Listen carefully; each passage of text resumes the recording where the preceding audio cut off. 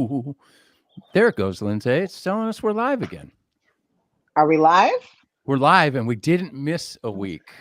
Oh, A we couple didn't. weeks ago, Yeah, we were like missing at least consistently every other a couple couple weeks. weeks ago, we kind of Mhm. lied and said we'll see you next week, and then we didn't see him next week. Yep. Mm-hmm. That was my fault, 100% my Yes. fault. I had to go to Seattle with Andy. Andy, welcome back to the show. Thanks. Well, it's about that time. It's Tuesday. It's Taylor Primetime. So let's start. All right, Gabriel, roll the clip.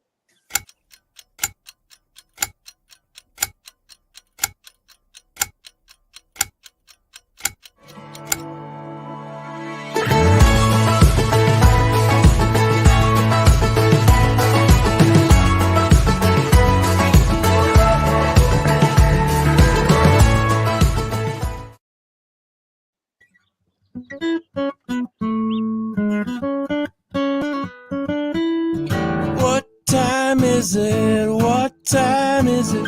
It's prime time. It's prime time. What time is it? It would be prime time. Hey! Welcome to Tuesday night, everybody. Welcome to episode 72. This is a 14 fret, 12 fret face-off or showdown. Or face-off or showdown. We call them both things, but we're very happy to have master guitar designer Mr. Andy Powers back on the show. Yes. Called Prime Time. Welcome back, Andy. Thanks. Thank you. My name is Andy too.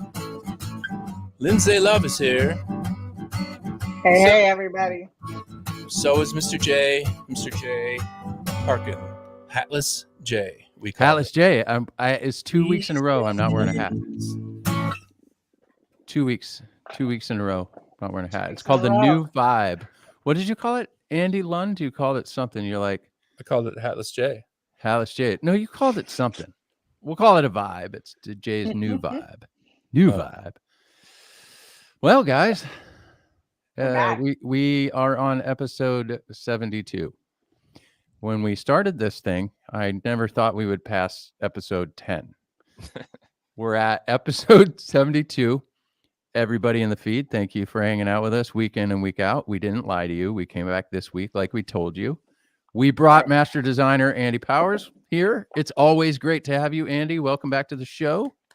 Thank you. It's great to be here. It's so good. Look at his shop. He cleaned up for everybody. So nice. I swept up. I thought we had company coming, so I sucked up some of the dust and swept it into piles. And it's been a while since Andy's been on the show. I thought we might have made him angry or something. It's been like, I think it was like January or something. It's been like 6 months already. Yeah. But it's episode 72. We have a special episode this week. We have a special episode next week. We have a special episode the week after that. And then we got this episode 75 that is going to be like a mic drop. And I can't wait for that one. But we're not going to, that's all I'm going to tell you. So, Lindsay, how are you doing? Wow, I'm great. Oh, yeah. Just wait for episode 75. Okay. I'm not even going to let you guys know. Andy, I might tell Andy Powers just because. Okay. Yeah, it'd be nice to just tell Andy Powers. I might need him. Enjoy the surprise. I might ask him for a favor. I don't know. We'll see. Whatever. Lindsay, I'll see what I can do. Lindsay, how are you? Yeah, I'm doing good, Jay. That's good. What have you been working on? Same old stuff. Same old stuff. A lot of artist stuff. I know we're really busy couple months. Like it's been really busy. Everyone's touring, which is beautiful. Everyone's back out on the road, and with that comes a lot of needs. The ones that aren't on tour in the studio, there comes a lot of needs. So it's a really fun time. But everyone's busy. And community stuff. I mean, you're working heavily in schools with schools and different programs. Yes. It's really awesome.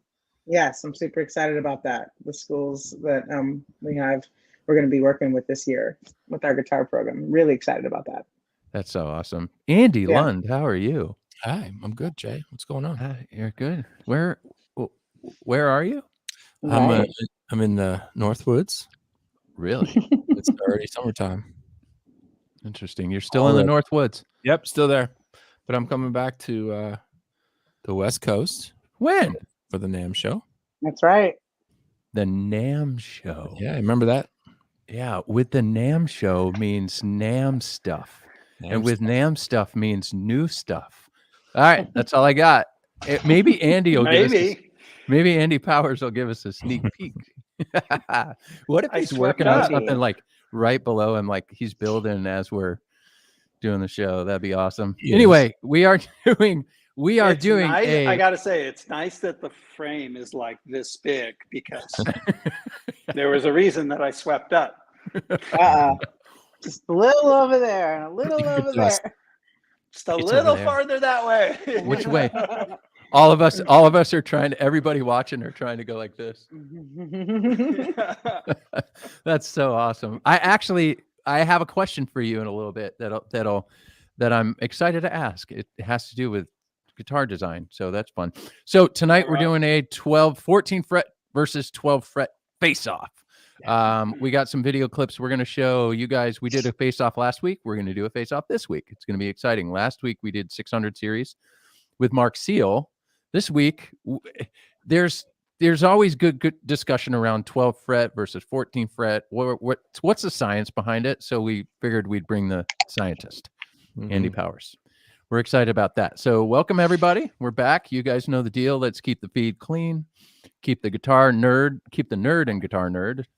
We don't want to have to put you in timeout. Last week I had to put somebody in timeout. You guys didn't even know. Oh. He was trying to sell me Bitcoin. Oh, I did see that. I did All right. see that. It was a troll. It's all right. Andy Lund, we got no hate this week. But I did speak to my mother I was after the going to ask how show. your mom's doing. Yeah. Yeah, I spoke to my mother after the show and I was like, Mom, do I talk about you too much on the show? And she was like, absolutely not. It's awesome. Oh, okay. Yeah, and besides, it was Mother's Day last weekend. Of course, Yeah, you it's gotta Mother's talk about Day. your mom. I got my mom. What'd you get your mom for Mother's Day? Well, let's talk about this. Like if we, what did you, no, Lindsay, how was your Mother's Day with your kids? Let's talk about that. How is your Mother's Day with your Talk kids? about it.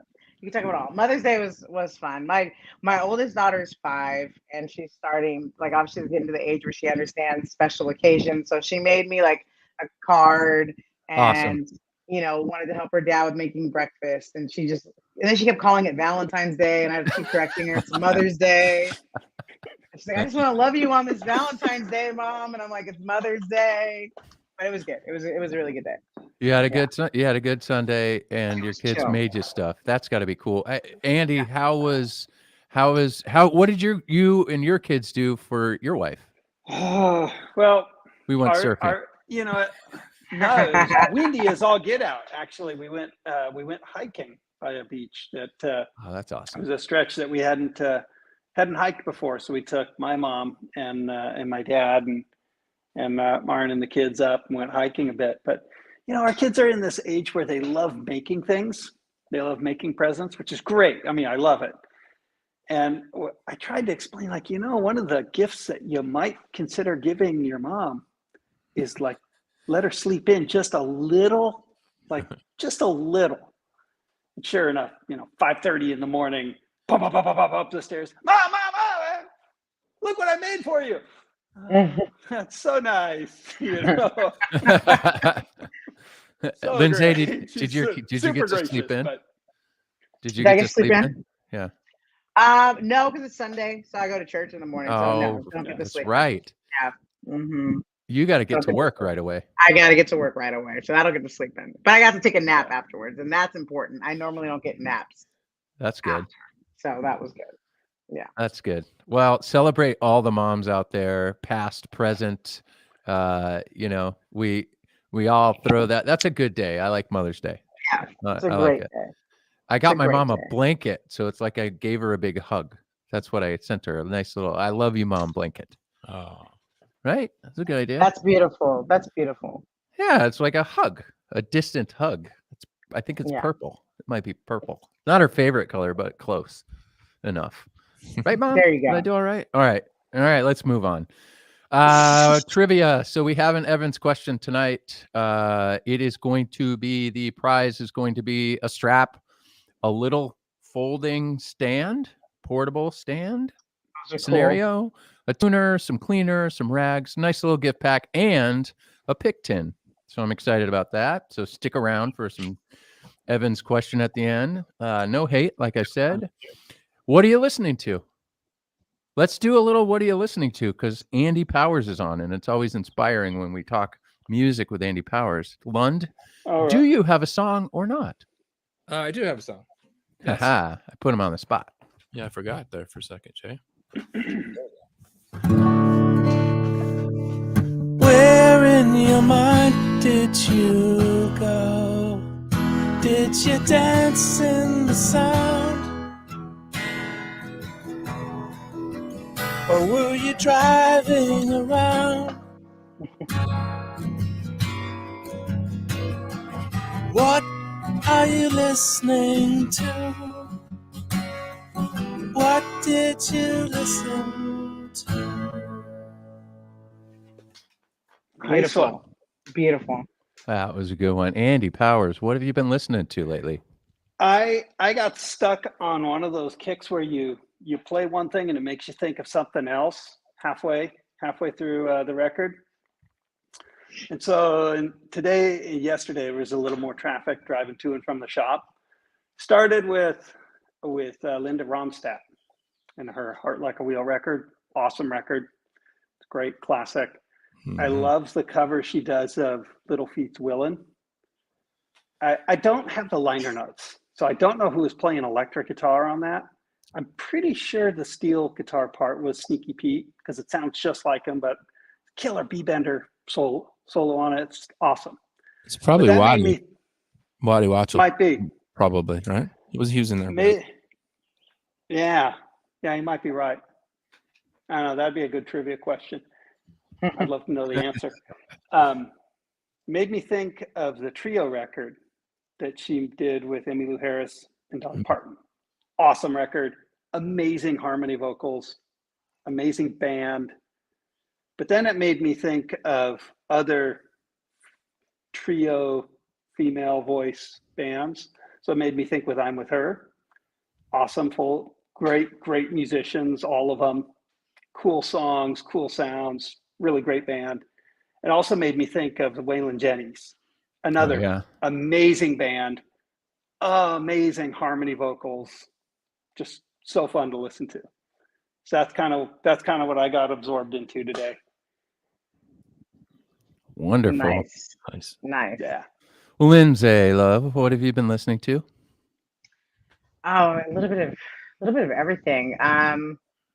So my daughter this week really wanted to listen. My 5-year-old really wanted to listen to some jazz, and I was like, "Amazing, that's great." So I was just showing her some Charlie Parker. Right? It's such a weird thing for her to ask, but we listen to jazz all the time. But so I busted out Charlie Parker. One of my favorite albums is Charlie Parker with Strings. The reissue. So we listened to that one. Good. It is so good. And then I showed her John Coltrane's Giant Step album because her name's Naima. I named her after the song. Right. So loved it. So I showed her Giant Steps, and then I showed her Naima, and we had a good weekend of jazz music. And then I listened to another one. I'll give a shout out to is Ella May, who's a British R&B neo soul artist.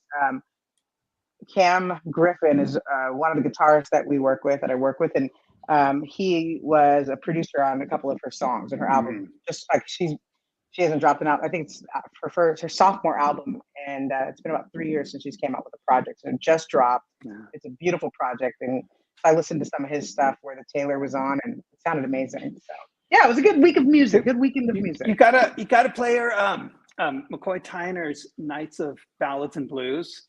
I was listening to that one last night while I was cooking dinner, and every time I hear it, I just go, this has got to be one of the greatest records ever created. Like, this is just amazing music.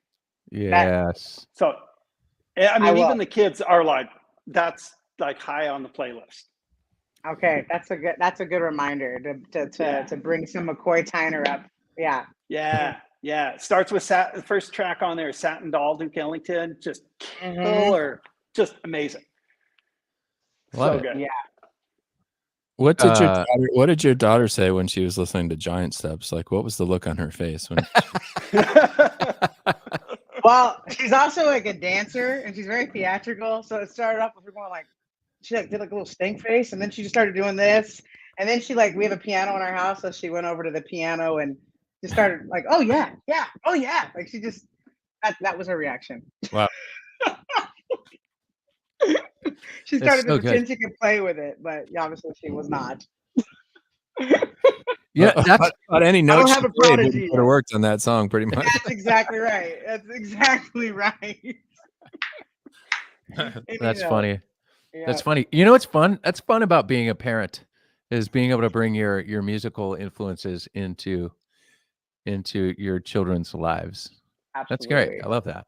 Yeah. Andy Lund, what have you been listening to? So for a long time, I've been wanting to go back and listen to the really early Bee Gees catalog. Oh, I really don't know anything about them before like Saturday Night Fever era, right? And I've read that there's tons of great records, and so I listened to a record called Odessa, yeah. which was from '69, and it's out there, man. I mean, it's really out there, but there's a lot of stuff that like lyrically makes sense like today. It feels fresh in that way, but it's really. I was reading about the record today actually, and they described it as Baroque Pop. I've never heard that term before. So, but it's really like extreme hard pan, like acoustic guitar, hard and the cello on the other side. It's like still in that thing where they're in between mono records and stereo, and like Beatles records where they play in the whole drum kit on one side, stuff like that. Really cool. It kind of blew my mind. I couldn't even absorb the whole thing at first, and then I kind of revisited this Pat Metheny. Yeah. Charlie Hayden, Billy Higgins record, and which is amazing. And this has one of my favorite engineers, Jan Erik Kongshaug. I want to pronounce that right, Kongshaug. He's like done all of the great ECM records, the Ralph Towner records, the John Abercrombie records, Jack DeJohnette records, and every record that guy makes is just. You never hear a cymbal sound like a ride cymbal sound. Like that this guy did the record. So anyway, that's what I've been listening to. Well, two things. Lindsay, you said it last week. I'm going to say it this week. So I've been listening to No Fear of Time, the new Black Star record that came out 24 years after their first release. So Mos Def and Talib Kweli put a record out, but it's only available on Luminary, which is great. So it's one platform. It's available on one platform. And the cool thing that they did is you can listen to each track individually. And then at the end, they have what they call the record experience. And you can't skip. You can't move forward. You have to listen to the whole thing as a piece of music. It's really great. On Record Store Day, I got a copy of I Scored. I've been looking for this record for so long because I'm a huge fan. Elvis Presley Live at Stax, and I found it on vinyl and Scored, and I've been forcing my whole family to listen to it over and over and over and over. When they get tired of that, I want to steal that one for you. That's a good one. So good. It's so like. Just musically, it's just the people and the players in the band will just blow your mind.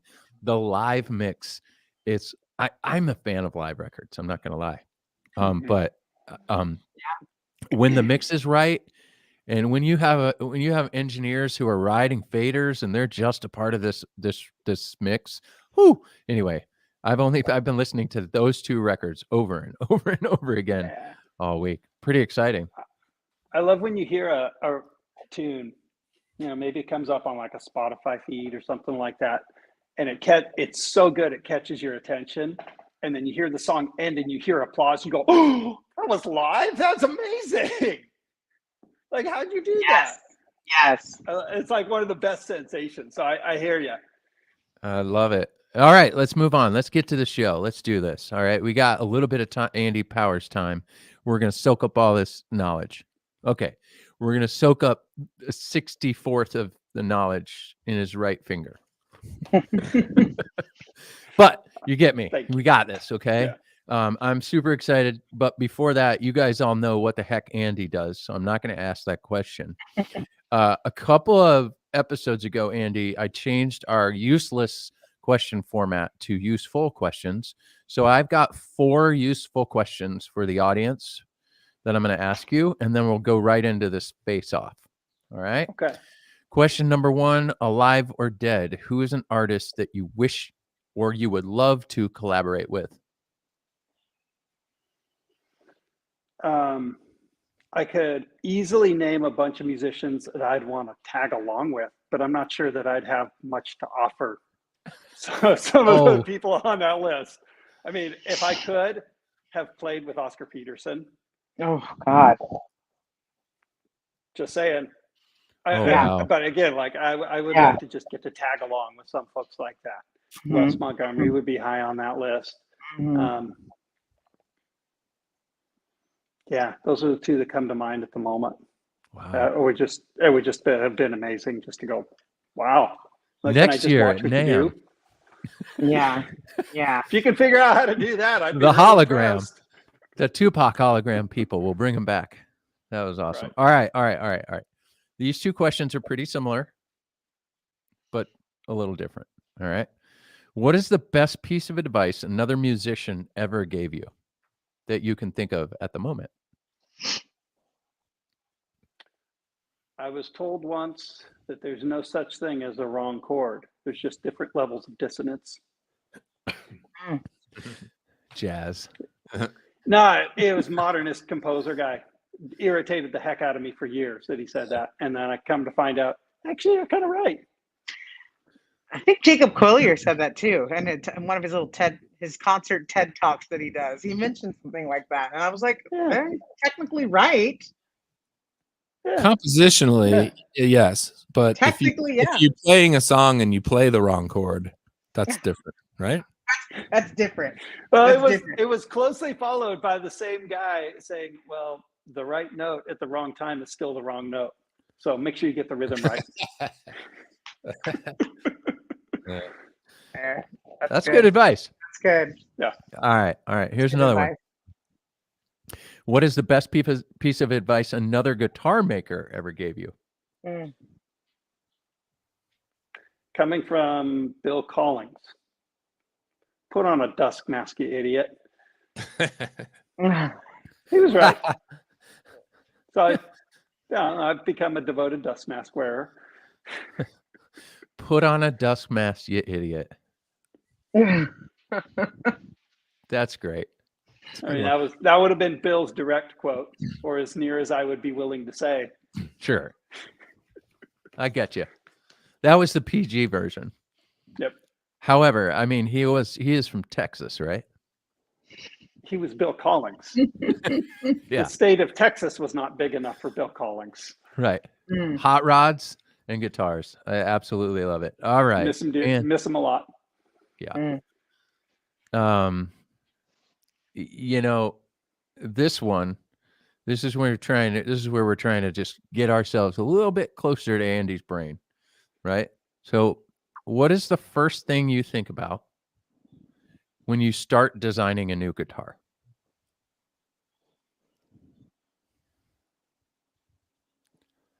Well, I'm not sure I can answer that because it depends on what purpose. What's the catalyst for it? Is it because I want the guitar that I imagined, or is it because I have something that I can turn into a guitar?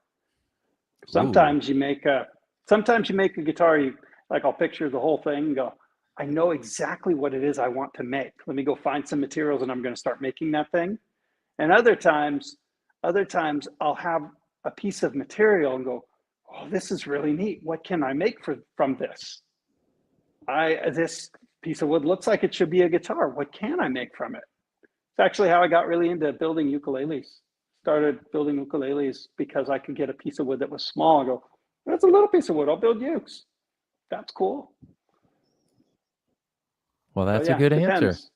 Yeah, it depends. So it depends. It depends on what you're building. It depends on what we're making. and All why? right. So now let's go right into 14th fret versus 12th fret. All right. So there's a lot. So I asked Andy if he wanted to do the show, and I told him the subject matter, and he said, "Wow, well, there's a rabbit hole we could go down." So I'm hoping we could go down. We can go into the shallow end of the rabbit hole maybe for a little bit and kind of talk through the differences real quick, Andy. Just at a high level from the builder, quick. Andy Power's explanation of the differences between a 14 fret guitar and a 12 fret guitar, what they're for. That would be interesting to know as well. Okay. Take it away. Do you have a song? I do.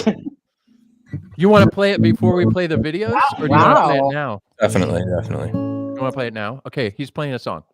14 less 12 leaves 2.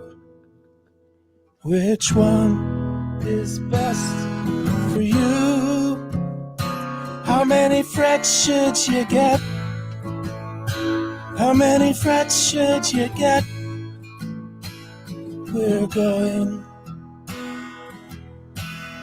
to talk this through. I loved it. Nice one. Amazing. That was a great song, Andy. Let's record it. It'll do well on Spotify. All right, 14 frets. Andy, what is the difference between a 12 fret and a 14 fret guitar? There's a lot to it, actually. The short version is that the strings articulate the top from a different spot. That's the big deal. That's the real big deal that most players will respond to. It's mostly what you'll hear. You know, it's kind of interesting if you think about the guitar and relate it to other instruments like pianos or drums. It starts to make a little more sense. Like if you take a snare drum and you take that stick and you hit it right in the middle of the head, it has a big, wide, like deep sound. And then if you move over towards the rim in any direction from that middle point and you hit it again, it'll have like a tighter, more focused, more like piercing sound, or what I hear is a more precise sound, because the head itself didn't deflect quite as much. It sets a different pattern up in the way the head vibrates and things. It's kind of like that. Okay, so that's what most players will hear. There's sort of a parallel in the piano world. It's pretty easy to see. Good, same with guitar, but you know, like when you pluck a guitar string at different spots along its length, it sounds different. Like if you go up way over the sound hole and you pluck the string over there, it sounds kind of deeper and warmer. And if you go right back by the saddle and pluck it over there, it sounds brighter and more piercing sounding. It's really what you're doing is you're muting or emphasizing certain harmonics. It's like on a piano, one of the things that a piano designer has to do is they decide where on the string do they hit the string from, and that determines part of the voicing of that. On a piano, it's interesting because it's always fixed, you know. You kind of create the size of the mallet or the hammer that hits the string, the amount of head that hits the string, but where it strikes really matters. So at the end of the day, that's what it really comes down to between 12 and 14 is which point did you set the top in motion? Interesting. That's it. That's the big deal. That's the big That's deal. the big deal. There's like a million rabbit holes that you can Sure. go down in different directions, how it responds, how it makes the string vibrate. You know, a lot of people will just, the thing that they'll respond to, a lot of players, they'll play the strings and on a 12 fret guitar. And by 12 fret, what we're talking about is at which theoretical point does the neck meet the body? Okay. So if you've got a scale length, which is the overall amount of string that's vibrating, you know, measured from nut to saddle, typically, minus your string compensation. But the point is, you know, theoretical endpoints of that string. You could put that kind of almost anywhere. And commonly we make the neck stick out from the body, starting from the 4th fret to the nut. Some designs, you shift it down to 12. one of the interesting things it's baked deep into guitar development history. You actually have to go back all the way to like lute era string instruments for that to actually matter where you put a fret. On a modern guitar, it's sort of arbitrary. It's almost like just an old tradition that we hang on to. In the lute era, like a long, long time ago, the playing surface of a neck, the front of the fingerboard, was actually level with the front of the instrument. There was one flat surface. There wasn't a step between the fretboard and the top of the lute, I guess. And so people would even start putting frets and inlaying frets into the top of the instrument.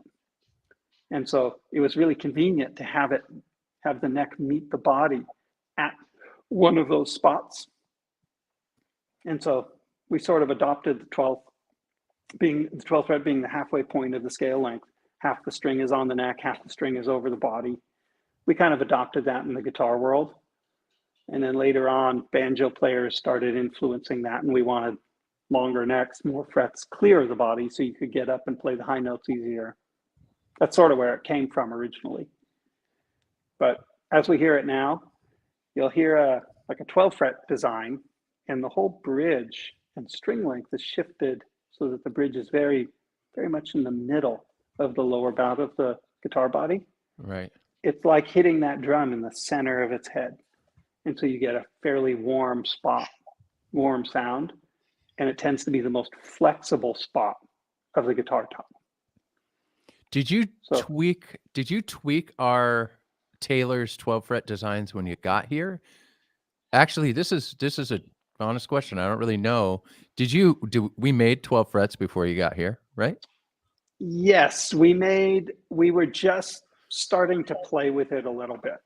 You know, I mean, again, the history of this sort of matters, because in the classical guitar world, a neck that's 12 frets to the body, so the string is halfway over the neck, halfway suspended over the guitar body, that is convention, and it is a strong, like firmly like set in stone convention. So that's a very rare thing that you would upset. And in the steel string world, because it was more of a pop instrument, it was for popular music. You know, there was more development to go, well, you want to play higher notes, you want more frets hanging on the neck, okay, fine, let's move it over a little bit. And so coming out of the archtop guitar world into the flat top guitar world, really the influence was from the banjo players. Banjos typically have a very long neck, you know, that meets the rim of a banjo at the very end of a fretboard. It's like a banjo neck's really long. It's like sticking out there. And so guitar makers start going, okay, well, we won't go to that extreme, but we'll give you an extra 2 frets. Give you an extra little bit. And so we developed steel string guitars around that.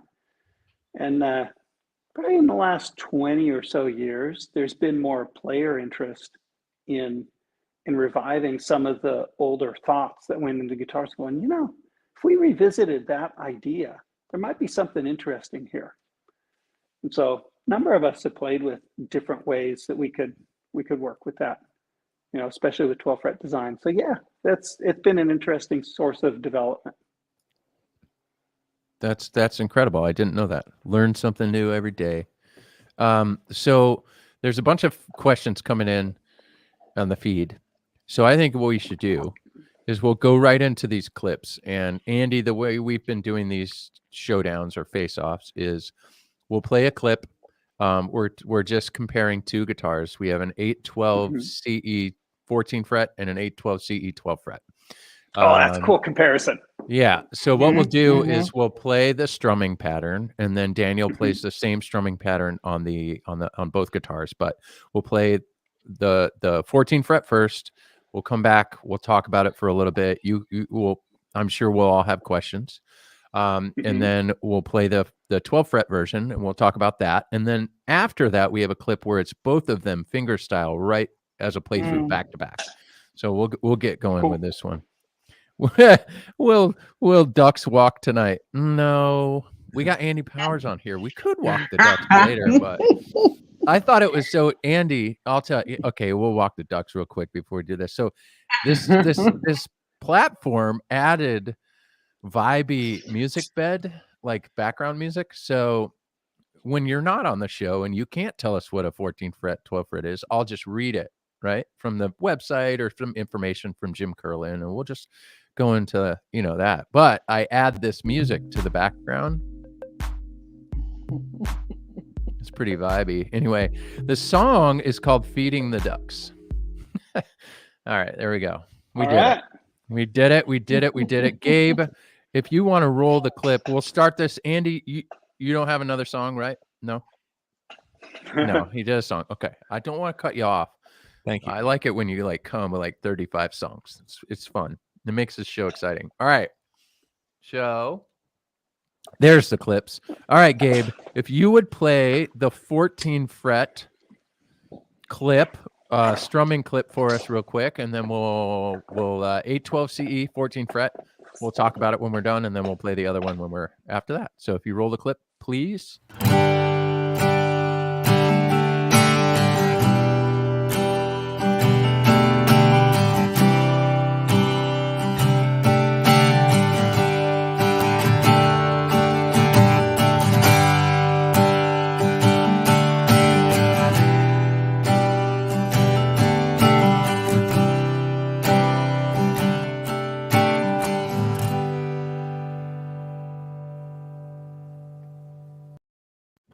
Let's be real. Before we start, that's a really good guitar. I love that guitar. I like that one. That's a good guitar. So, Andy, that was a 14 fret, 812. That was a grand concert, an 800 series grand concert, 812 CE, CE meaning cutaway electronics. It has a cutaway and electronics. Standard 800 series appointments. It's got a Sitka spruce top with East Indian rosewood back and sides, ebony fingerboard. You guys know the specs. So, Andy, good job, Jay. I'm proud of you. I got to write this stuff down all the time. So, Andy, explain that guitar. Tell us about that instrument. What makes it special? So that one, part of what you're hearing there, it's really apparent to me when you strum on that guitar. The strings feel a little tighter. And they feel precise, like there's a lot of energy stored in the string that the player can draw out. So for some players, they'll feel like it's got this little bit of resistance to their strum, and there's a lot of strength, like they're tight, strong muscles that you can pull out.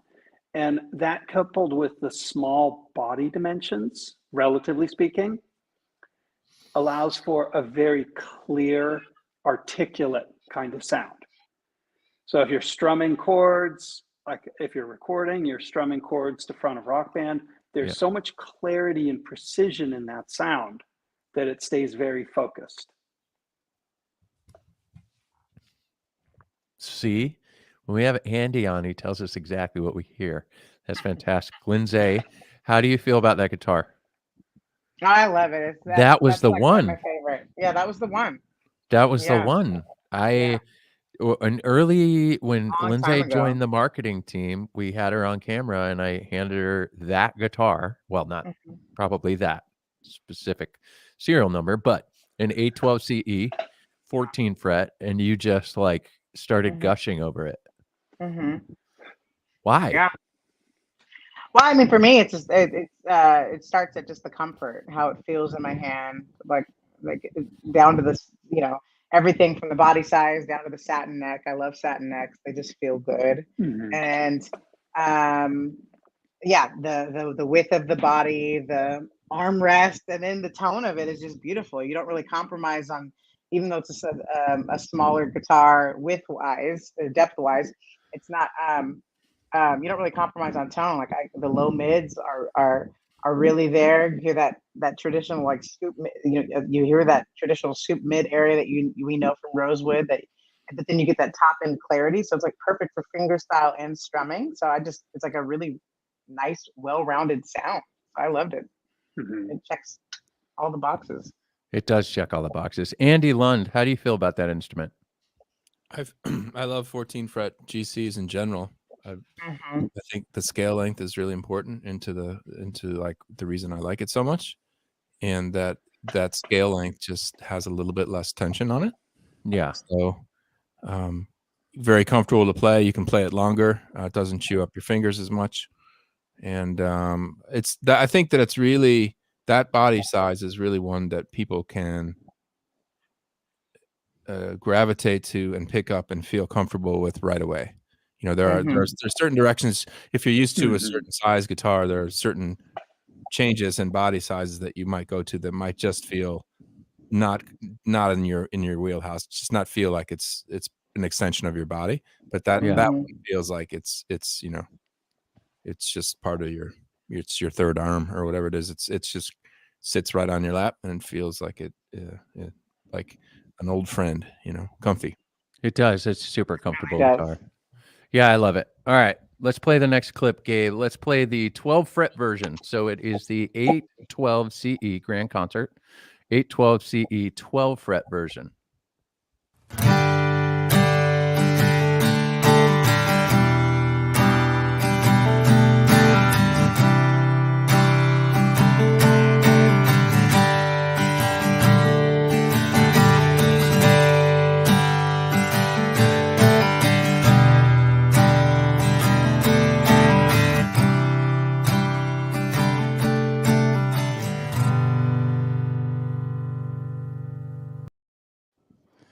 Also, Daniel's awesome.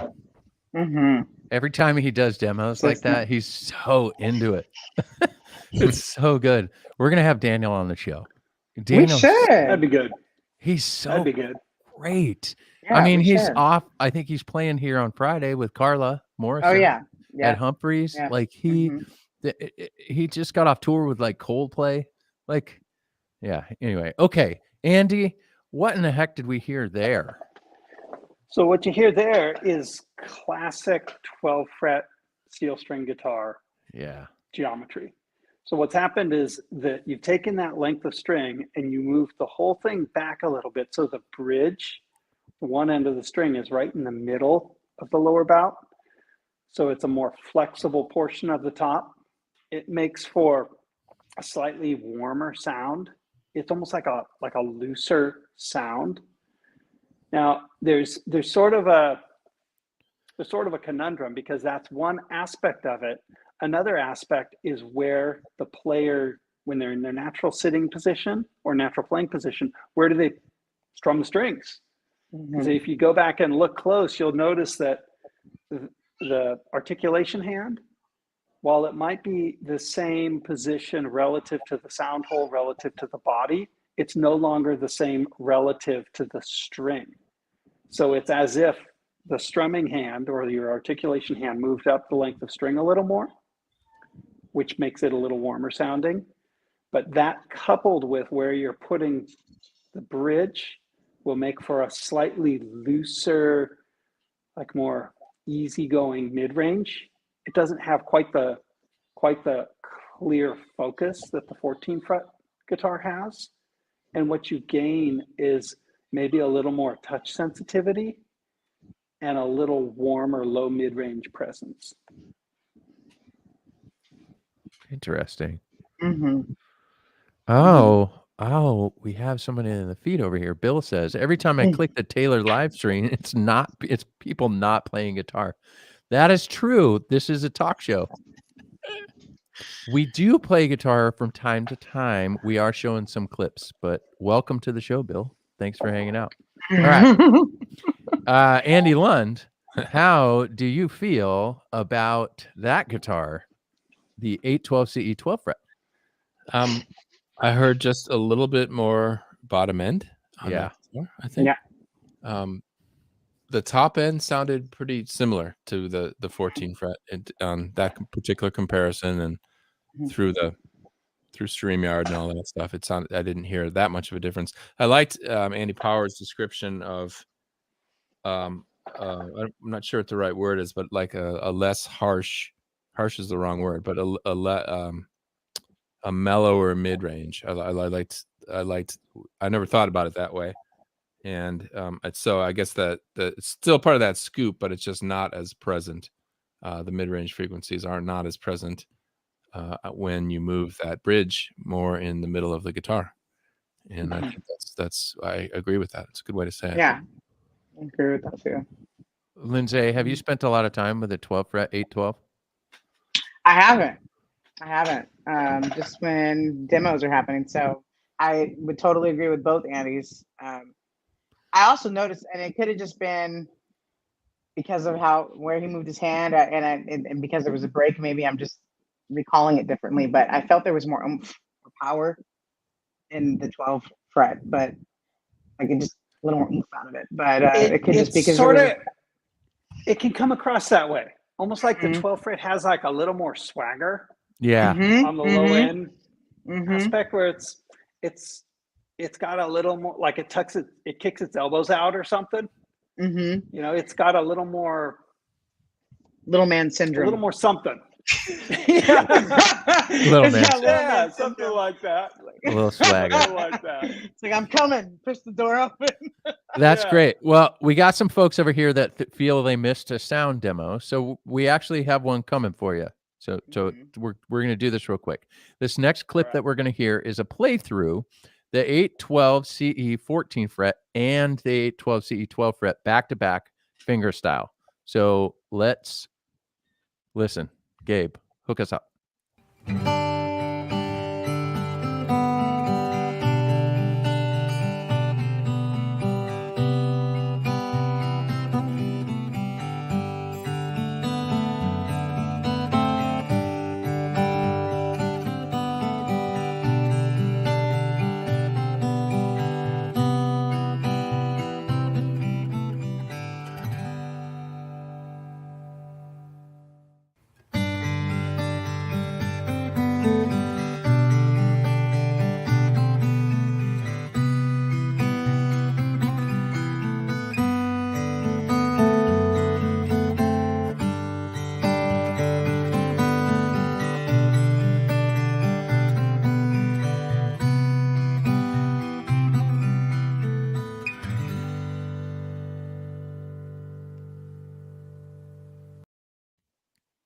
All right, Andy Powers, will you please give us the answers to the test? Yeah, that was cool. It was really cool. He did a great job playing both guitars. His sensitivity in how he touches the strings really highlights the difference pretty well, in my opinion.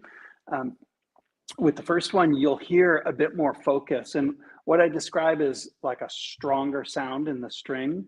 The string itself doesn't want to have quite as much amplitude. Like it's not as elastic. It doesn't move quite so far.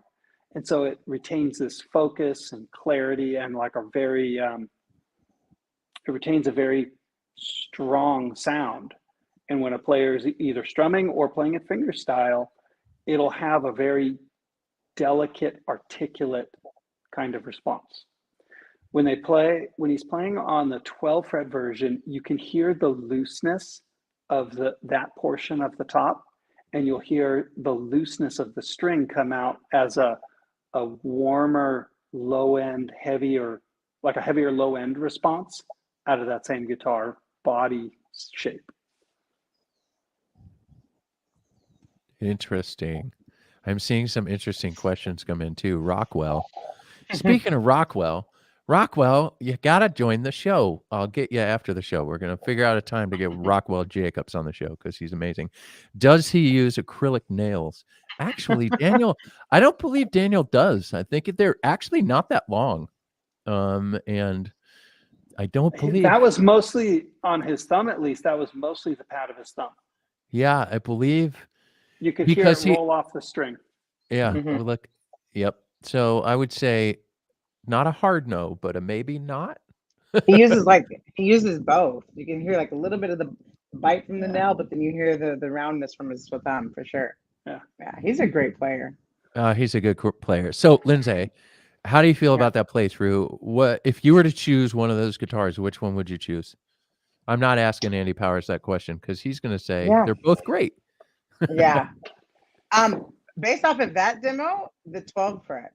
Yeah. I think it was just it was less focused. Like Andy obviously nailed it. on the head. It definitely was the 14th fret is a little more focused, and I think you get the traditional elements that we're used to with rosewood and the spruce combo, and then being a grand concert body.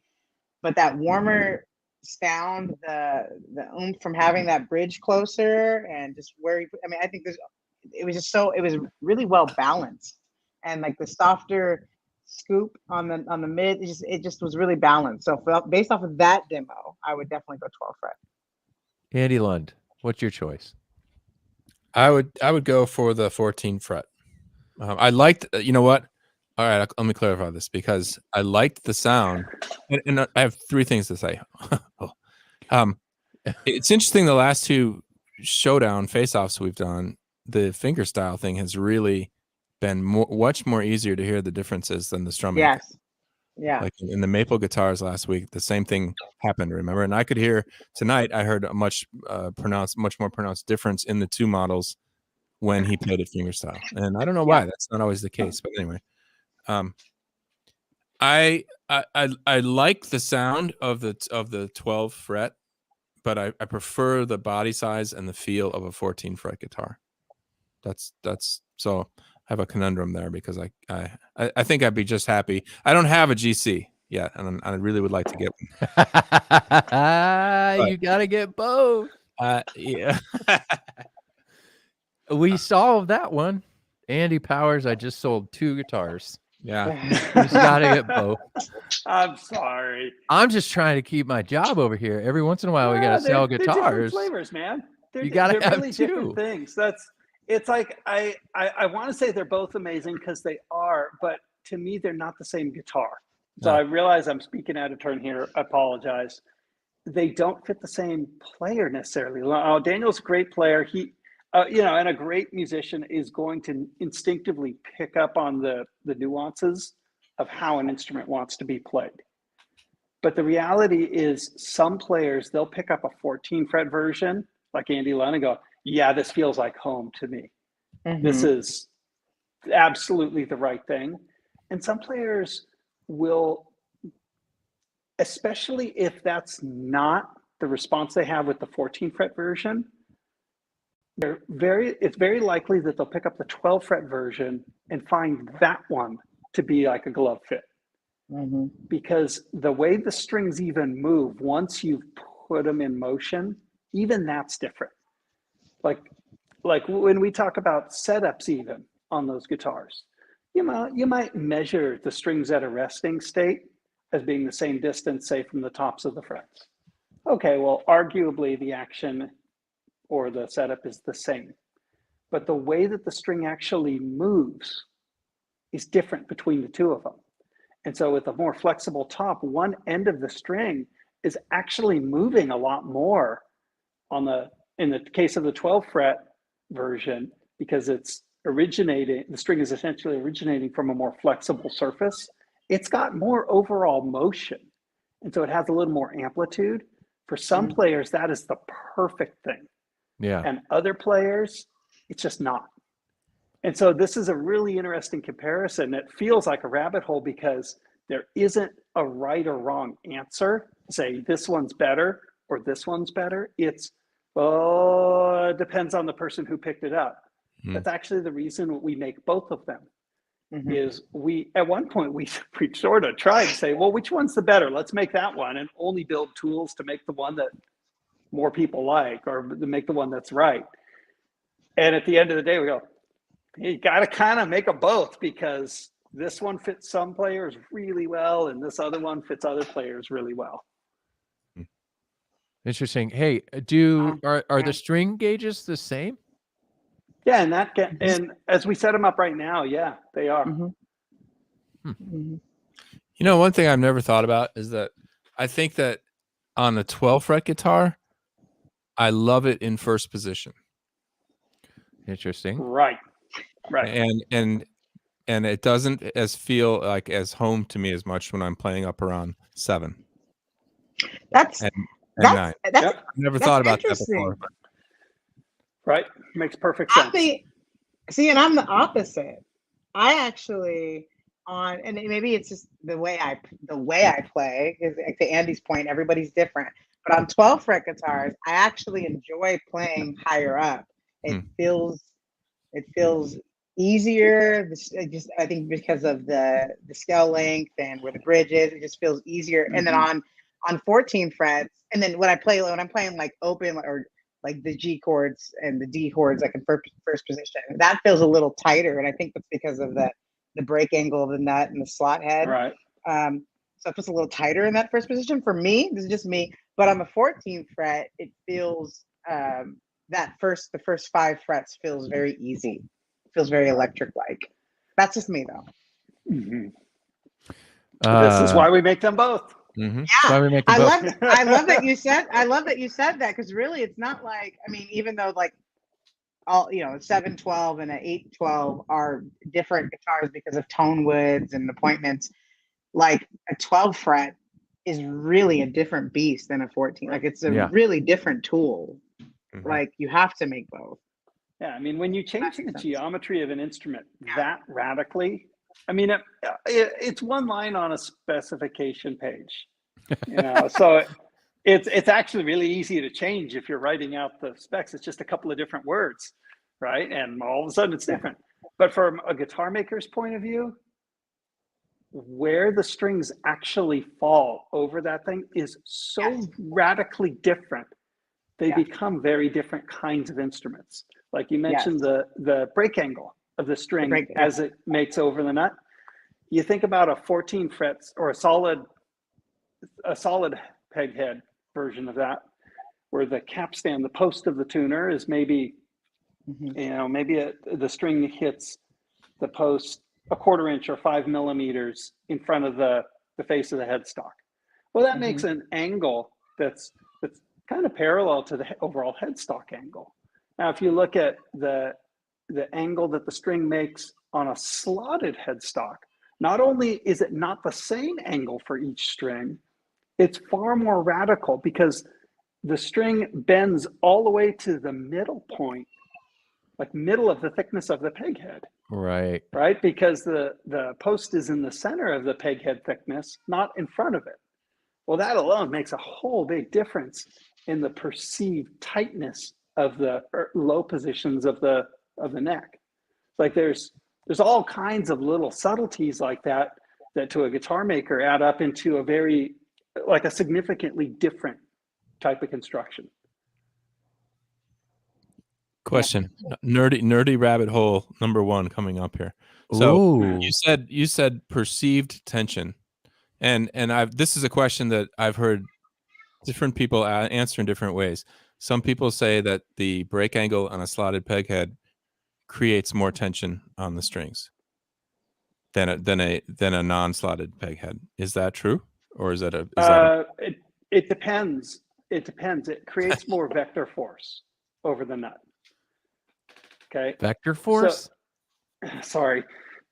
Yes. Wait. You saw the excitement in my eyes. I've been trying to name this band I'm working on for so long. Oh, great. Here we go. Vector force. Okay, I'm writing that down. Okay, so good. if you're talking about a string and the tension of a guitar string held at a certain level of tightness. Okay, so imagine if you took a weight on that low E string at that scale length, it's like 26 something pounds of tension, somewhere right around there. Okay, so if you imagined like a weight of somewhere between 25 and 30 pounds, we'll call it, and you hung that thing from the ceiling, and you hung 2 of them next to each other, they're obviously the same, right? So the tension's obviously the same there.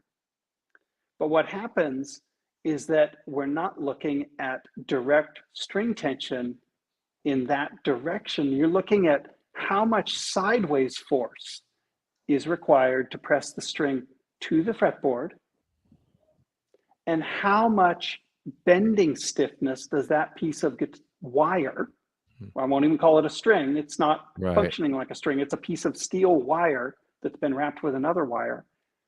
How much bending force is required to make that acute angle? And because there's a bit of that residual force on both sides of that bend, how much perceived sideways bending force is required to get the thing pressed down to a fretboard?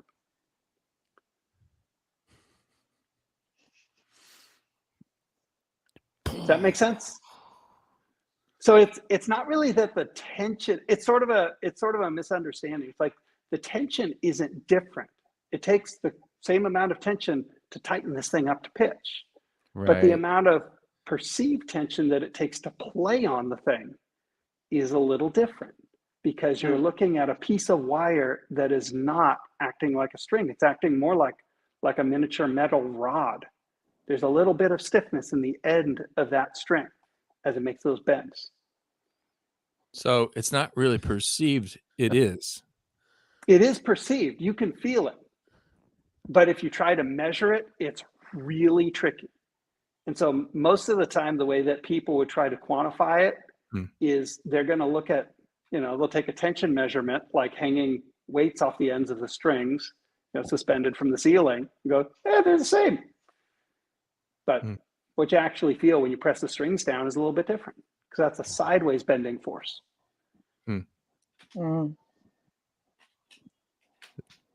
Cool. That just happened. This is on record too. It's not going away. We have it. Are there still people watching? Oh yeah. Oh yeah. Probably not. Oh yeah. Oh yeah. They're watching. I have to clarify too. I didn't, I think earlier I said that because of the scale length, but it meant the bridge being a little closer to the sound hole, being a little higher up the body, not the scale length. So the 812 and an 812 CE 12 fret are the same scale length. That's right. Right now we're using the same scale length on it. Yeah, we used to do short scale we used to do a little longer scale, and so 14 fret, sometimes, and sometimes that's kind of fun to play with. I've played with that a bit. It means that there is more direct linear string tension to get a note all the way tuned up to pitch with the longer scale length. So it exaggerates that, high strung, high power kind of focus and sound, drives the thing really hard. But a lot of us just really like the comfort of the shorter scale length. We like the response. It feels real appropriate for a body size that way. Yes. Yeah, it's just a little different. I do too. I love the shorter scale. Yeah. Yeah, Gabe, let's bring that back. A Vector Force opened for Def Leppard in the 80s. I don't know if Vector Force would be a 80s metal band, hair metal band.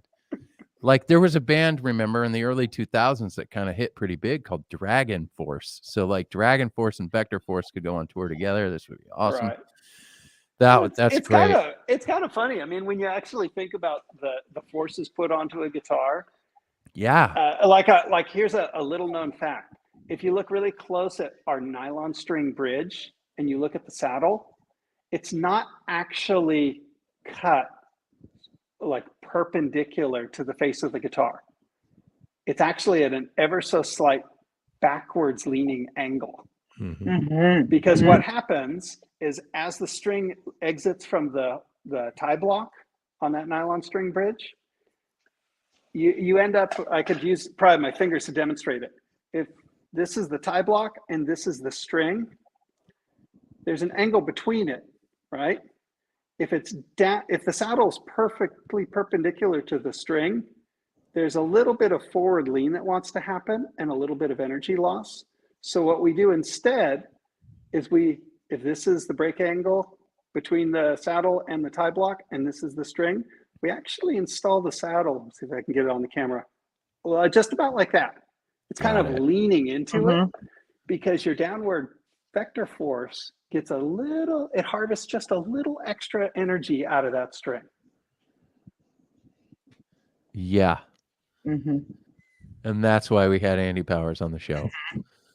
Absolutely. I'm really sorry to do that to you. No, this is what the guitar nerds they need. They're thirsty for vector force. I'm not sure anybody needs that information. But, no, it's fun okay. to know. I think it's cool. I think it's super cool to know. It's really interesting to like the science around how these things work. It's Yeah. it's brilliant. I agree. Paul Tobias. Yes.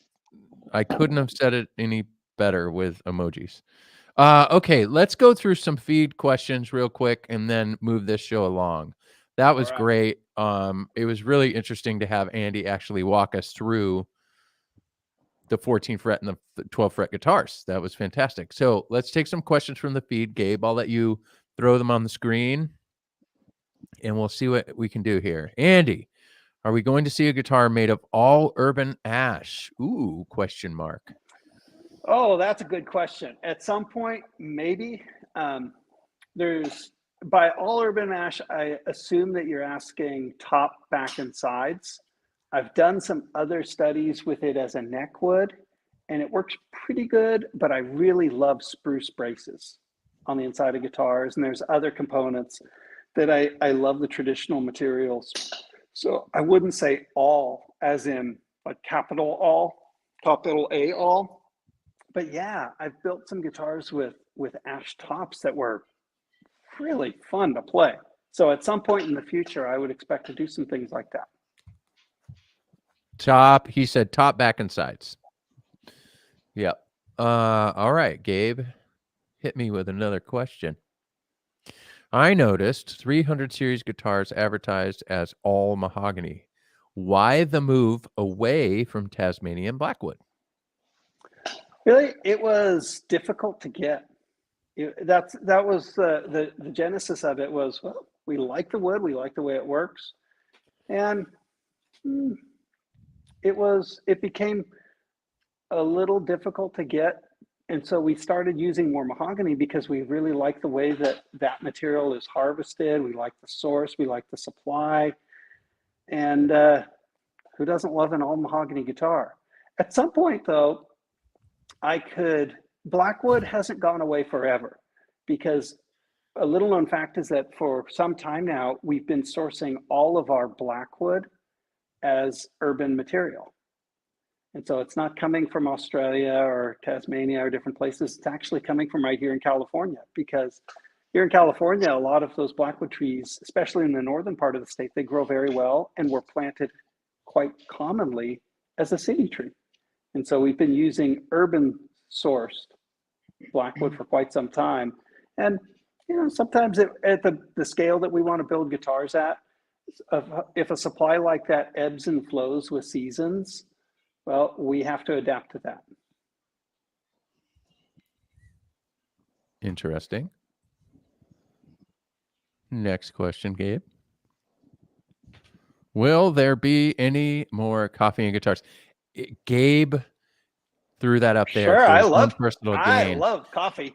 Actually, yes, we have decided to start doing this, and we might do this as a live-esque stream on Thursday mornings. We talked about that with Andy, so it might be a morning show. Might do a Taylor Guitars morning show with Andy, but we're actually going to drink coffee and talk about coffee for a little bit as well, because that's very important. Send in your favorite beans and we'll give it a try. Send in your favorite beans. We'll put a Dropbox. You can send us your beans and we'll give it a try. I like that. Next question, please. Why Andy P doesn't want to make at least one of Taylor Guitars series sounds deep, warm instead of bright sound? Oh, good question. Now, depends on what you mean by series. If we're talking about a whole series as we describe it being, maybe a suite of common woods and common appointments amongst grand concert, grand auditorium, let's say grand symphony, grand Pacific, grand orchestra, that's a pretty wide range of guitar bodies. And they're not all going to do the same thing. And I don't want them to all do the same thing amongst all those guitar shapes, because it's not fair to ask something like a grand concert try to sound like a grand orchestra. They're different sizes. They're going to do different things. And they have their own unique strengths. They have their own unique weaknesses, to be totally fair. And I think that's appropriate. And a good craftsman's going to understand that and respect that. So what's really interesting to me is if we're talking about the type of sound that a guitar player wants, If they're looking for like a big, warm powerhouse of a sound, you probably should check out a grand orchestra, either the 818 or the 618, and you'll find a hugely powerful, big, warm sounding guitar. If you're looking for the type of real strong, direct warmth, you might be looking better suited with like a Grand Pacific guitar, where it's a real manicured version of a warm type of guitar. So to me, when I look at the guitars, I want them all to do their own thing. And I think players understand that and respond to that pretty well. It's a great answer. But you see, Andy will answer everything. He'll read everything. He'll read anything he sees on the teleprompter. I'm just kidding. Well, you you read that one to me. That's true. All right. Gabriel, I think there's some bracing questions about 12 and 14 frets. Do you want to find one of those?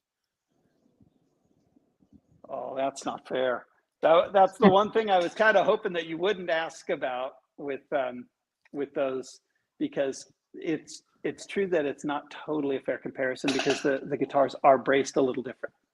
Okay, so if you're looking at those 812s that we've been listening to, the 14 fret and the 12 fret versions are both V-class guitars, but they are different from each other. The size, the shape, the placement of all the parts is a little different to help accentuate and accommodate the different bridge position. You know, you could, in the same way that picking, strumming a string or picking a string at different spots along its length creates different sounds. Where a bridge falls in relation to the brace on a top of a guitar or braces also matters. And so it's kind of baked into the guitar design, but they are different. We're not going to tell you how different, but they're different. Okay, I had to put the disclaimer out there. Okay, got any more questions, Gabe? Let's do like, all right, this is a good one. Is fret spacing the same for a 12 and 14 fret? Is the first fret closer to the body on a 12 fret? Okay, so yes to both. Okay, the fret spacing, if you're talking about the distance between, say, the nut to the first fret and the first fret to the second fret and the second to the third, those are identical. They're both the same scale length. And fret position is, it's a mathematically derived scale where you take this, theoretical string length, you divide it into a certain number of pieces, and that determines how far apart each fret is from its neighbor. But on the 12 fret guitar, naturally, the entire neck is 2 frets shorter.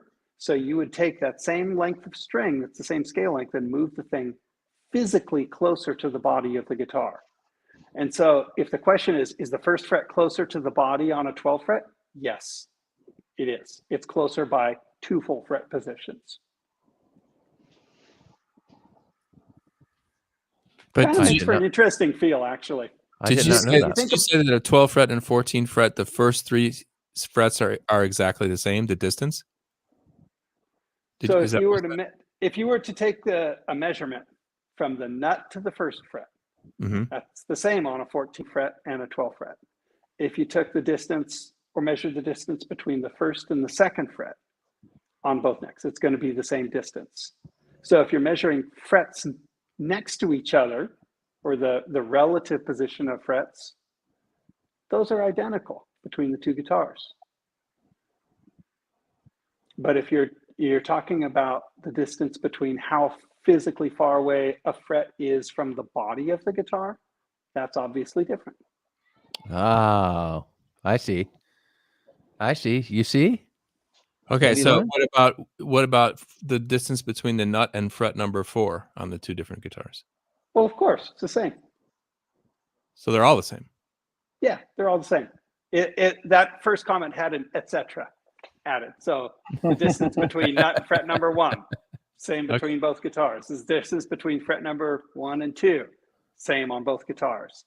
the distance between the nut and the 12th fret or the nut and the 15th fret, it's the same on both guitars. But if you're looking at how physically far away that nut is from the body of the guitar, that's really what changed. I never knew that. Oh, I thought it was different. Wow. interesting. Well, fret spacing is a function of overall scale length. That's why when we say, okay, like these grand concert guitars, they've got a scale length of 24.875, 24 and 7/8 of an inch is the nominal value. If you try to actually measure that, it comes out a little different because we've compensated for string stretching. But that means that using a common derivative of fret layout, you always have to end up with exactly the same distance between the note that would be played at the nut versus the half step above, which is the notes played at the first fret, versus the notes that are played at the second fret. It has to be the same. Unless you change your derivative, which you would only do if you were building like Baroque era instruments or something where it's not even a metal string, it's a totally different string type, different stretching rate, all that. I mean, that's like way off the deep end. I mean, the traditional rule for centuries has been called the rule of 18. It's not actually 18, but it's close.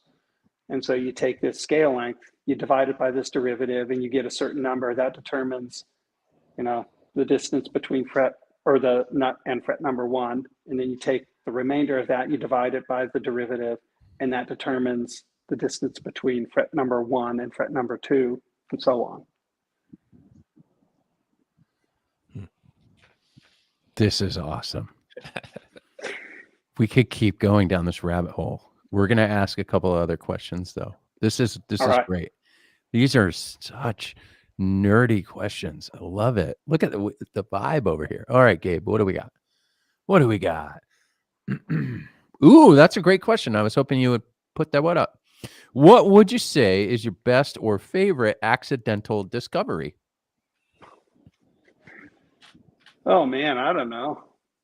I some days I feel a little like Mr. Magoo or something. I accidentally trip over things that were great ideas and pick it up, dust it off a little bit, and go, that's a cool one.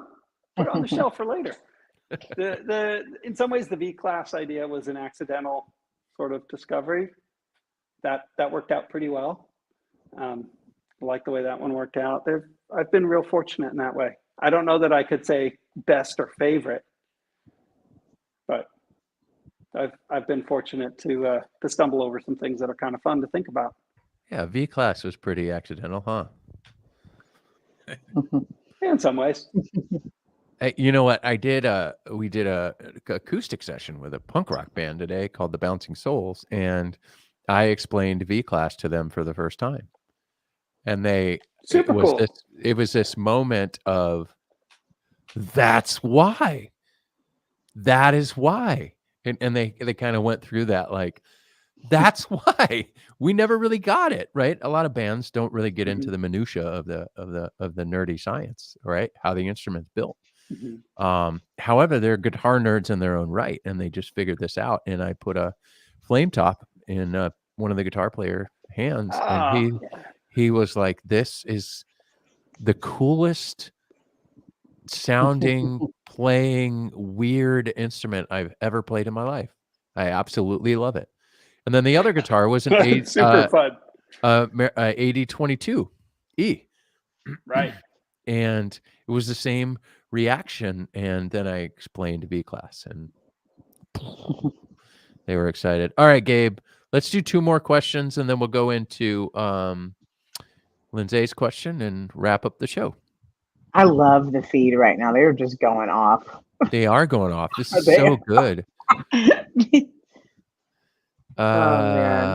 Peter. All right. The 514 CE doesn't seem to be getting the love in recent promotional efforts. Why not? It's such a nice model. That is true. Can I just say more to come? Yeah, you could say more to come. That's the answer. More to come. That's quite a astute observation. I do really like making those guitars. I love the combination of cedar and mahogany. Yeah. I'll just say that. That's like It's such a good flavor. Can I just Mhm. at least admit that I totally agree with you and say it's a really nice model. I like it. Really like the sound of them. Yeah, I that's a good guitar. So Mhm. many great, so much Mhm. great music has been made. Those guitars. Billie Eilish's brother plays a 514 CE. He's been playing it all over Right. TV shows. He's been playing it on their concert or their live shows. It's Mhm. spectacular instrument. But Peter, that's a very good observation. And Andy says more to come. More to come. All right, two more questions. What do we got? Why the difference in headstock? So I am assuming a slotted headstock versus a Mhm. standard headstock, paddle headstock. Well, that's very that's another interesting element in the 12th fret to 14th fret sort of debate. With the 12th fret neck, the string, it tends to have a little more amplitude because of the flexibility of the top and where it gets articulated from. And it feels like it's a nice balance to have the little extra sideways tension or the little extra kind of perceived string tension by the nut. It feels like it's a nice balance point because on the articulation hand, the strings feel real loose and slinky. On your fretting hand, they feel a little crisper and cleaner. On the 14th fret design, where it feels a little more precise overall, it's nice to help balance that out. There are times that we'll custom build a 12 fret neck with a solid headstock. And that, again, that's kind of like an interesting mix of both worlds because the whole thing starts to feel a little looser under your fingertips, almost edging towards like grand theater kind of territory. That's different in that the entire scale length is shorter, but you do start to feel that real slinky kind of hand response. And so it's sort of a choice that we make. Partly I like the look of a slotted headstock. I think it's really cool. It's got a neat thing. I like that it doesn't weigh too much. The headstock's a little thicker, but it helps physically balance the guitar. And yeah, I just really like the way it feels under your fingertips. It's interesting. There's a follow-up question real quick. So why not angle the paddle design more? You could. Now that's another good question. You can put more backset angle on the headstock, but at a certain point, it starts to become physically quite weak. It's sort of a woodworking design problem where if you have grains running parallel to we usually refer to as like the shaft of the neck, the business portion of a guitar neck. Yeah. Wood grains are parallel to that, and they have a tremendous amount of strength when the fibers are parallel to the strings. But when you cut through that at an angle, you sever some of those fibers and you lose a little bit of strength. In our case, we use a scarfed headstock joint, and so we get to retain a lot of that wood fiber integrity. So our neck ends up real strong there. But if you set it back real far, the neck starts to become pretty weak and it's real prone to breakage. So I don't like that part. It's kind of like a great example. I don't mean to pick on another guitar because I love them. I really do. If you look at a Les Paul, like an early Les Paul, okay, that had a 17-degree backset angle on that headstock. Now that would be angular degrees between the gluing surface of the fretboard, the face between the neck itself and the fretboard, and the back set angle or the front face of the headstock. Okay, if you cut that out of a solid block of mahogany the way it was done, and then you shape the ears or the kind of the edges of the peg head, and then you cut a large cavity for the truss rod adjustment bolt right there, there's very little wood left. But because the headstock angle was so extreme, if you so much as look at that thing wrong, the headstock falls right off. I mean, Let's play a game. I've put those things back together. I don't know how many times. Yep. But Andy. like one of the classic ones would be if you have the guitar just sitting in a guitar case, and you go through, a baggage claim or something. Mhm. If the case so much as falls to the ground with the guitar in it, the guitar nothing actually hit the guitar. But because that part is so flexible and so delicate and the guitar itself weighs so much, the shock of that thing hitting the floor will knock the headstock off. Mhm. Mhm. And so a real extreme angle on a headstock isn't necessarily a great thing for structural consideration. That's so awesome. We should play a game real quick. Yours is probably far more than mine, but let's play a game. How many Gibson headstocks have you repaired? Oh gosh, I don't know. Yeah. Okay, ask the same question of Lindsay. How many have you put back together? Probably not. It's probably not one. It might not be 1,000. No, but it happens. It happens. It's We love those happened. guitars. I love them. No, I love them. It's not a complaint about the guitar. It's just a quirk of the design. yeah. No, a lot. I had a band that loved SGs. SGs, man. SG Same deal, headstock. man. You'd look at it and it'd be like, oh, Yeah. dang it. Mhm. You always got to have 4 backup SGs. It's so good though. We love it. Okay, they're super cool. Gabriel. Let's go with one more question, then we'll move into Lindsay's question. One more You know what, question from the people. Jay, there was one that was interesting if Gabe finds it. There was a couple people that have asked, but your thoughts on the 13 fret, the SC13. Oh, right. Yes. Good job. Yep. Yeah, Andy, good what are job. your thoughts? Well, I as far as whether or not that's a good idea, I think it's a fine idea. I've built a bunch of 13 fret guitars. It's Richard Hoover has also done some 13 fret guitars. He's the guitar maker at Santa Cruz Guitars, good friend of mine. They've done some 13 fret guitars. A lot of us have done it. I think the more interesting aspect is, like, as a designer, saying, I'm going to build this body, establish a sound hole location, and I'm going to decide a scale length. I'll put the bridge where I want it to go and let the rest of it fall where it may.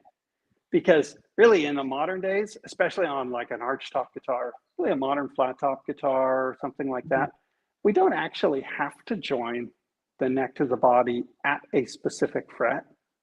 That's just sort of a thing that we've hung on to from back in lute days. I mean, it's literally hung on for like hundreds of years, but there's no real physical reason for it to do that anymore. So yeah, it's an interesting idea. Awesome. I saw somebody in here that said they were thinking about getting a GT. Get a GT. Trust every single one of us here. Get a GT. A GT is so maybe good. Maybe get a chance to play one at least. Well, okay. But play them all, and then that's another one of those guitar shapes and guitars that good old Andy Powers designed. I like it that is one a so lot. good. The Urban Ash is great. The Blacktop is great. The Mahogany is whoa. Have you tried the Koa one though? The Koa one. Oh, Yes. the K21. It's Man, so good.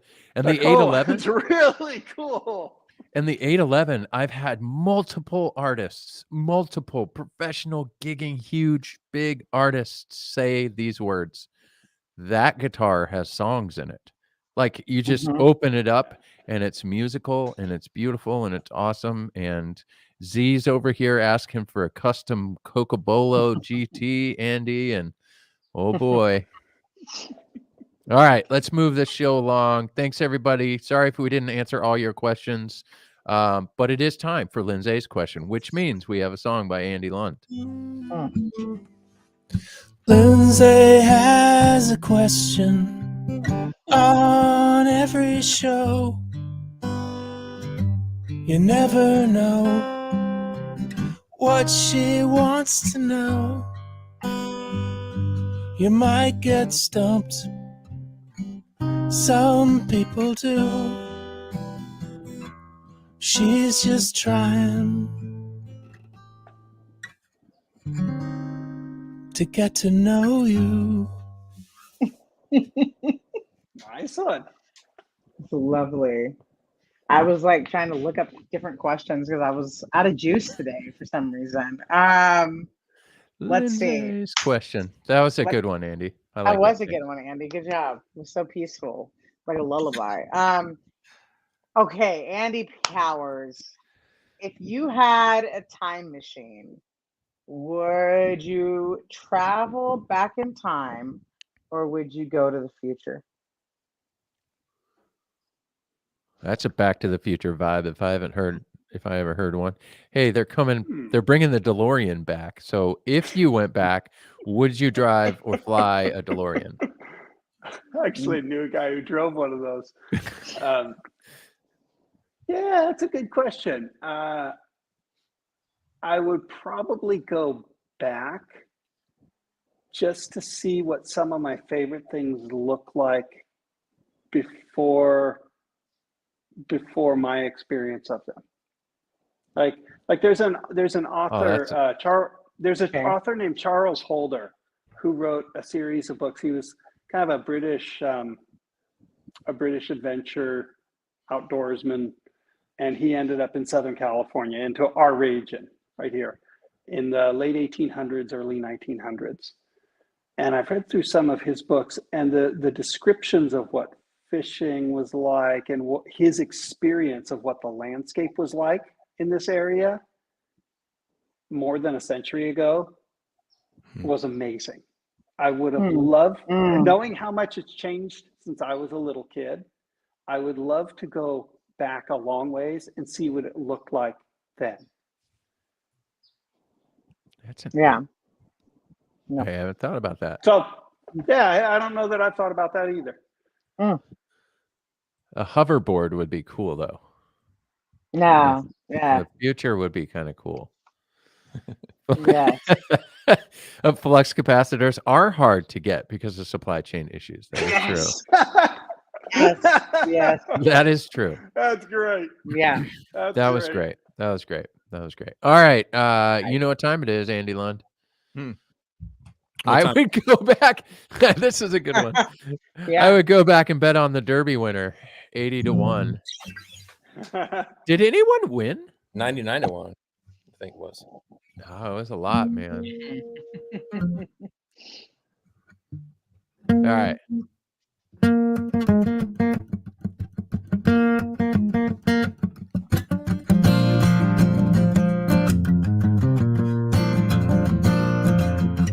Two minutes of sports, and he's not a sportsy guy. He doesn't follow the games. His wife knows more, but he can rebuild your motor or level your floor. He'd rather speak design or think about curving. No need for a goal line, so we'll talk about surfing on 2 minutes of sports. That was probably the best thing I heard all day. That was great. That was amazing. That was so fantastic. Yeah, this is the time where we get to talk to Andy about surfing. So we're going to do the surf report with Andy in a second.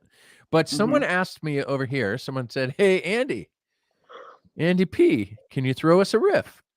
Well, let me tell you, Andy did throw us a riff, and it's got like 1.6 million views on Instagram. You got to go find it. It's right there on our Instagram feed. Andy ripped it too. It was so good. Okay. So the surf report, we'll get to that in a second. Lindsay, the playoffs are just off the charts right now. Just They saying. are. NBA playoffs are going well. They're going in the favor of your kind of part-time team. Yeah, my part-time team. They're sometimes the Suns, right? Yeah, it's looking a little tight right now, but I think they'll do good. It's a little tough right there. 2 for 2 right and now. 2 in the series. My Warriors are doing okay, so they're good when they need to be good. That's there we go. Okay, Andy Powers.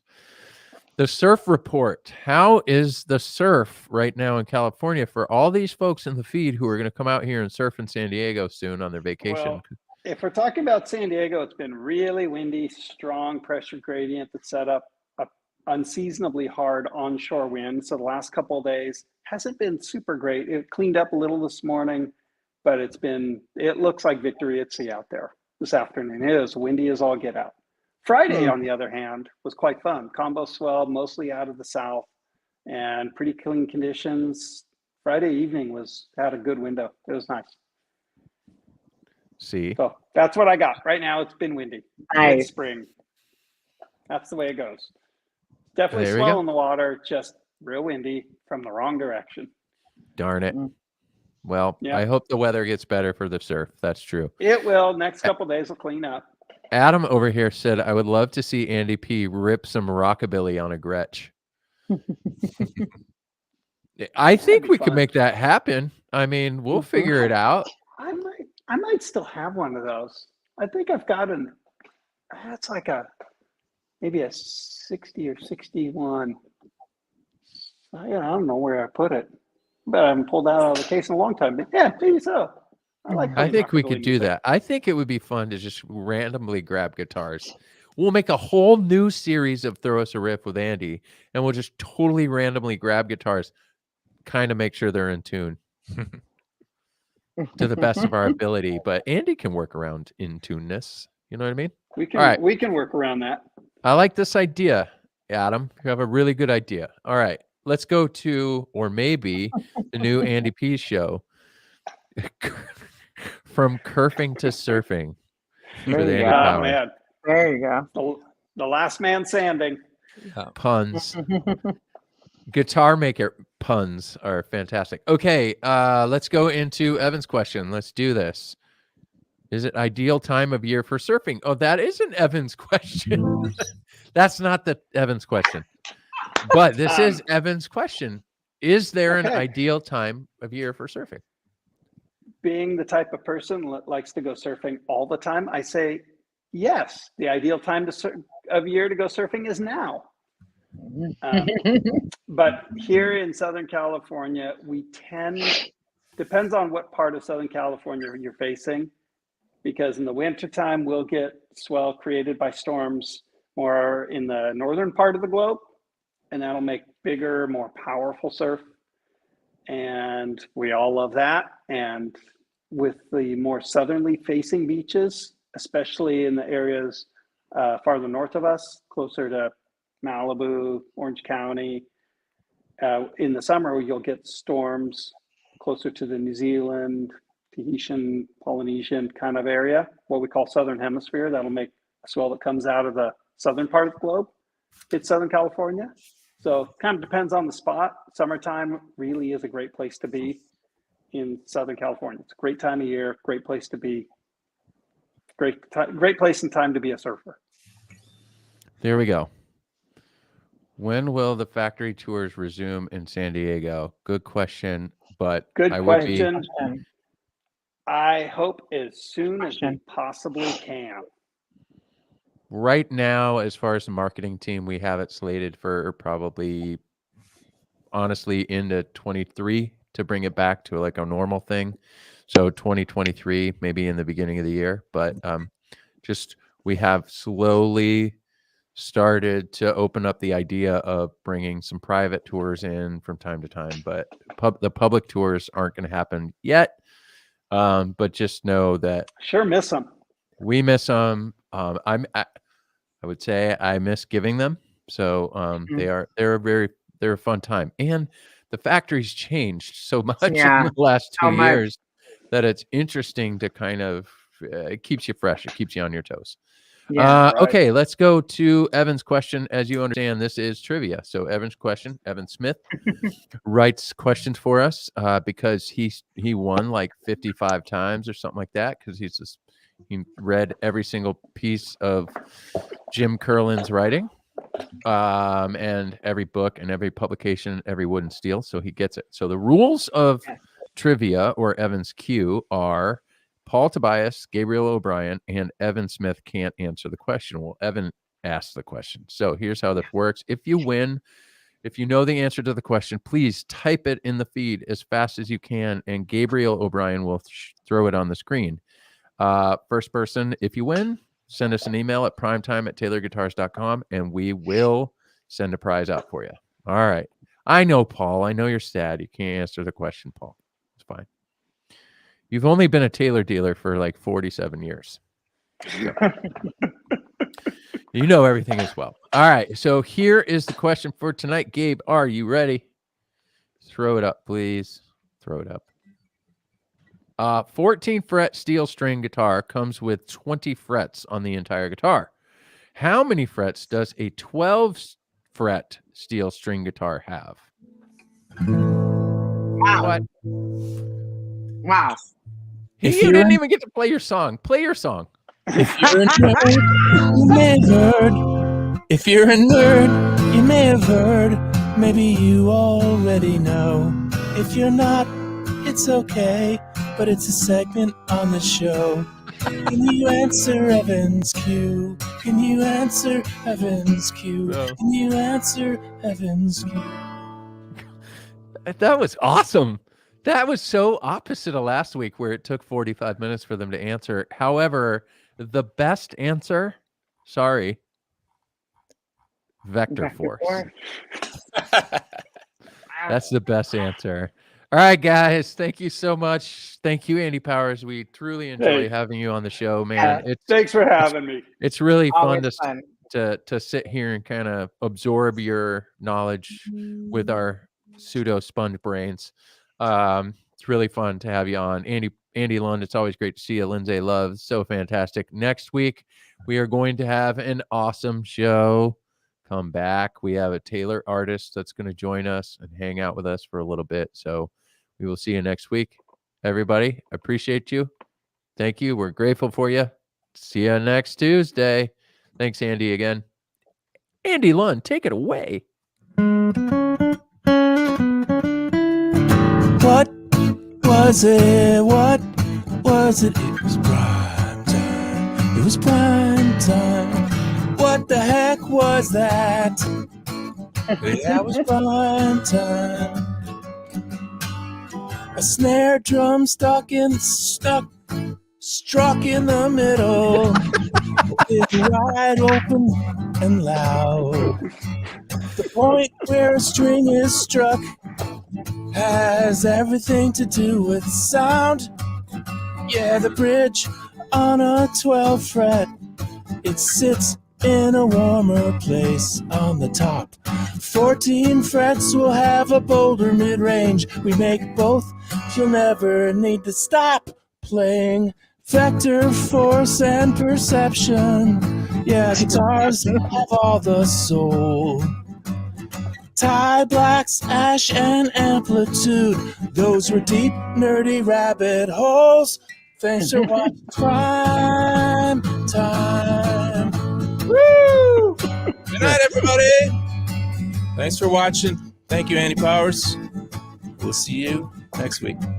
See you guys.